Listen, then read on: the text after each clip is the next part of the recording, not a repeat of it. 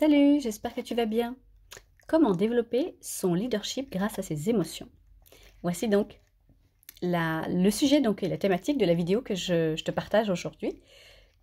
En sachant que j'avais fait une première vidéo que tu pourras retrouver donc justement dans mon historique, dans mes précédentes vidéos, qui avait pour intituler l'équation du leader. Et dans celle-ci, j'évoquais donc avec toi, j'amenais donc 3 éléments qui permettent justement donc de développer déjà donc son leadership naturel, son charisme naturel.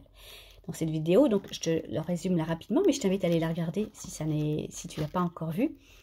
Et pour pouvoir donc développer son leadership, eh bien j'amenais ces 3 éléments qui est le premier, qui est de pouvoir justement penser à se féliciter quotidiennement sur les petites choses que l'on fait régulièrement. Pense à te féliciter. En te félicitant régulièrement, quotidiennement, eh bien ça va développer ta confiance en toi. Donc la confiance en soi. Une fois ce deuxième élément grandi et donc développé, ça va amener à développer aussi donc ta stabilité émotionnelle. Donc 1, se féliciter. 2, confiance en soi. 3, stabilité émotionnelle. Ça c'était donc l'équation du leader que j'amenais lors de cette vidéo qui s'intitule l'équation du leader, que je t'invite à aller regarder si ça n'est pas déjà fait. Donc là, je t'amenais ça. Mais aujourd'hui, je voulais partir de ce dernier point qui était donc la stabilité émotionnelle et de t'amener comment, à travers cet élément particulier, comment ça va aider à développer donc ton leadership personnel. Bien, avant ça, eh bien, je te remercie de liker, de partager, de commenter et de t'abonner si ça n'est pas encore déjà fait. Je suis Anissa, je suis coach formatrice.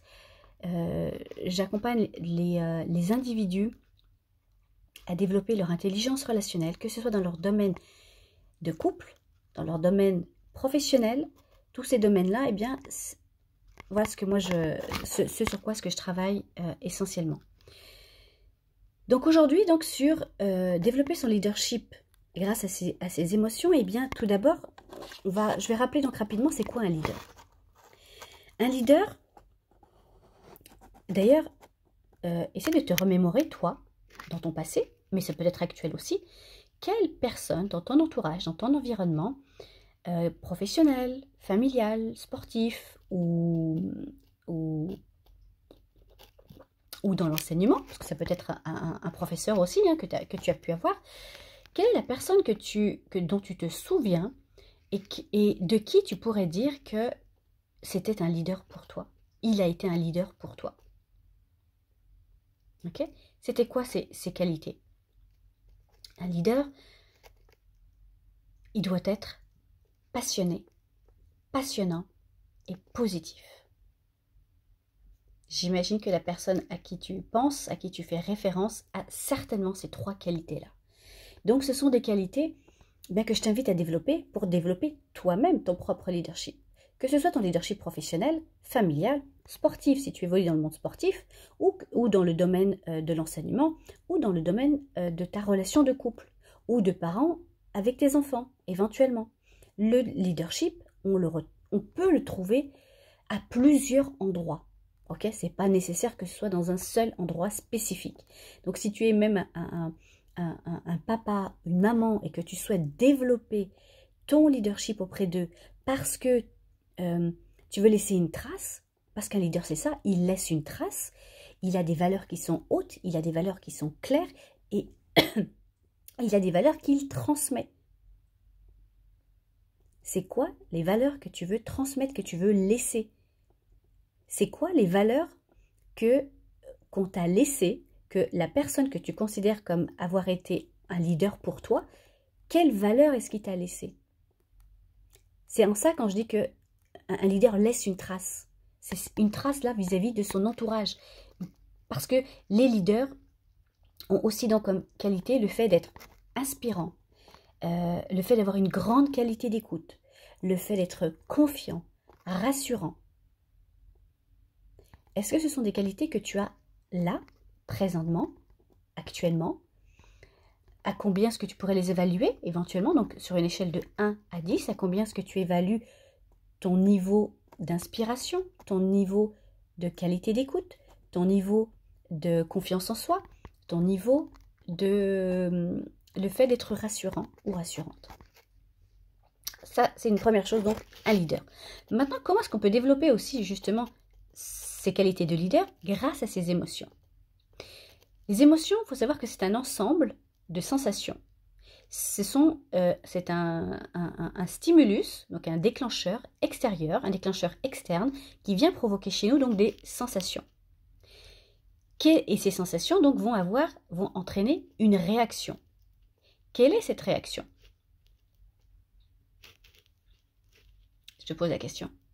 Quelle réaction as-tu en général face à des situations challengeantes, face à des situations de défi? Un leader, je le rappelle, est inspirant, il est confiant, il est rassurant. Ça veut dire que oublie les doutes, oublie les peurs, oublie la colère. Ça ne veut pas dire qu'il ne faut pas que tu n'as pas le droit de douter, que tu n'as pas le droit d'avoir peur ou que tu n'as pas le droit d'être en colère. Hein, ok? Ça ne veut pas dire ça. Ça veut dire qu'en règle générale, les leaders savent avoir la bonne émotion, la bonne réaction émotionnelle face à une situation. Si tu es en colère tout le temps, si tu es dans le doute tout le temps, si tu es dans la peur tout le temps, il y a de fortes chances que ça va être compliqué de rassurer autour de toi. Ok? De transmettre de la confiance autour de toi. Donc, est-ce que tu réussis justement à canaliser tes peurs, à canaliser ta colère, à canaliser tes doutes et à réussir malgré tes peurs, malgré ta colère peut-être que tu peux avoir et vivre à l'intérieur, malgré cela, comment réussir malgré tout à transmettre de l'inspiration, de la sécurité, de la confiance, parce qu'un leader, il sait où il va. Même quand il a peur, même quand il doute, il donne l'impression de savoir où il va et il sait où il va. Un leader sait prendre ses responsabilités. Un leader, eh bien comme il a une bonne écoute, oui, mais il a aussi une bonne communication. Il sait transmettre son message, il sait transmettre ses valeurs, il sait transmettre ses messages en général, quels qu'ils soient. Ces messages qui vont être rassurants, qui vont être inspirants, qui vont être motivants. Tu vois, il y a plusieurs éléments. Mais comment toi, aujourd'hui, est-ce que tu vis justement tes situations difficiles? As-tu l'impression d'avoir cette stabilité émotionnelle qui va te permettre de développer ton leadership, ton charisme naturel? Si c'est le cas, tant mieux, bravo, je t'en félicite et continue. En revanche, si ça ne l'est pas, où est-ce que tu pourrais mettre ton focus pour développer justement ces qualités donc de leadership? Est-ce que c'est davantage au niveau de ta prise de responsabilité? Est-ce que c'est davantage dans le fait de savoir où tu vas et comment tu y vas? Donc avec un plan. Ou pas, il n'est pas forcément besoin d'être écrit, noté et tout ça. Enfin voilà, mais tu sais à peu près où tu t'en vas. Et est-ce que tu as l'impression d'avoir une bonne communication dans le sens que tu réussis à transmettre ton message, à être compris, comprise et à donner l'envie d'être suivi? Parce que c'est aussi ça un leader. C'est qu'il donne envie d'être suivi. Donc regarde à quel niveau est-ce que peut-être il serait intéressant de porter ton focus et de développer 1, 2, 3 compétences, habiletés à développer pour développer ton leadership. Parce que ton leadership, on ne naît pas leader, on le devient. Donc on travaille sur des habiletés, on travaille sur des compétences qu'on développe parce qu'on veut, parce qu'on sait pourquoi est-ce qu'on le fait. On veut, oui, laisser une trace, mais on veut être capable d'amener une personne, un groupe, une communauté à un endroit parce que c'est bon pour eux. C'est ça aussi qui est intéressant, c'est qu'on veut les amener parce que c'est bon pour eux. Ok? Donc voilà un petit peu eh bien, ce que je voulais t'apporter aujourd'hui à travers cette vidéo, à travers comment développer ton leadership grâce à tes émotions, comment réussir à stabiliser tes émotions et à avoir la bonne réaction émotionnelle face à la situation. Peu importe que tu sois en colère ou que tu aies des doutes ou que tu aies des peurs ou autres, le tout c'est est-ce que c'est cohérent de réagir comme tu réagis face à une situation précise. C'est juste ça, il faut que ce soit cohérent, qu'on n'a pas l'impression, que les personnes autour de toi n'aient pas l'impression que c'est exagéré ou au contraire que c'est sous-estimé, mais tu vois, d'évaluer ça au plus juste et de donner justement autour de toi cette sensation que tu sais où tu t'en vas, que tu es inspirant, que tu es rassurant, que tu es à l'écoute, que tu prends tes responsabilités, etc., etc., etc. Et quand bien même c'est juste pour tes enfants. Et quand je dis juste, c'est la chose la plus importante. On a des enfants pour les amener quelque part. On veut les amener où? On veut les amener eux aussi à être des adultes responsables, à être des adultes qui savent prendre leurs responsabilités, oui, mais qui savent prendre les bonnes décisions et qui savent être à même de réagir de la bonne ou de la meilleure façon qui soit face aux situations. Donc, d'amener ce leadership-là dans sa famille, auprès de ses enfants, c'est quelque chose d'hyper important. Donc, reprends un petit peu donc du coup tous ces éléments-là. Est-ce que tu sais où tu t'en vas? Est-ce que tu prends facilement tes responsabilités? Est-ce que tu as une bonne communication? Est-ce que tu es rassurant, confiant? Est-ce que ton écoute, est-ce que tu as une grande écoute? Est-ce que tu es inspirant? Et à quel niveau est-ce que tu pourrais éventuellement améliorer?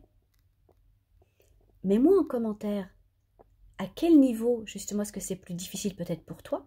Mets-moi à quel niveau est-ce qu'au contraire c'est simple, c'est fluide pour toi et que tu es déjà reconnaissant de tout cela? Voilà, pour me situer un petit peu où est-ce que tu te situes toi, où est-ce que tu en es. Et puis voilà, puis si ça t'intéresse, je t'informe que le 18 février prochain, donc j'anime un atelier. Alors c'est sur les relations amoureuses, mais c'est surtout sur la bonne communication. Comment maximiser sa communication, comment développer sa communication pour pour développer, juste avoir une meilleure relation. Communication, tu développes ta communication et tu développes donc par conséquent la qualité de ta ou de tes relations. Donc le lien sera en commentaire si c'est quelque chose qui t'intéresse. Tu pourras prendre des informations. Sinon, n'hésite pas à me mettre en commentaire. Je serai ravie de t'apporter des éléments supplémentaires.